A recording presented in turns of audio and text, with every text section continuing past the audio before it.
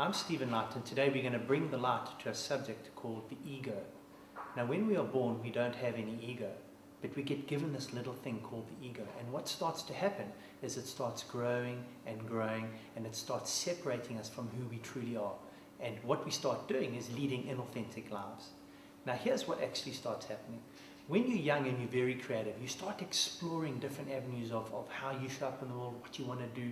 And as you get older, what starts to happen is this ego starts taking over. And it starts defining who you are by what other people expect of you. And so you're always chasing what you think is this level of perfection. Now, our ego says three things. You are what you have, you are what you do, and you are what other people think of you. Now, that's a very dangerous place to be in, because if you are what you have, like your cars and your houses, and you are what you do, your job and your title, and you are what other people think of you, like your mates are your mates because of what you have, then what starts to happen is you start behaving in ways that actually starts accumulating and getting more of that. When that goes away, who are you?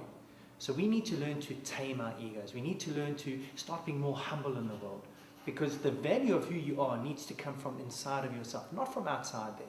A lot of people start placing the value of who they are on all these external materialistic things, which isn't really true, because when they're gone, who are you? So the value of who you are needs to come from inside of yourself. And that's talking about your self-esteem. We need to learn how to grow our self-esteem, so that, imagine this big well inside of you. And if you have low self-esteem, you're continually looking for outside things to fill it. So when you have higher self-esteem, you don't need those things. So the lesson here today is really to strive to be more humble in the world, to recognize that you're a being of worth, and to live your life according to that. So I hope that lesson will help you in your life. This is Stephen Light saying, live life, love yourself, and namaste.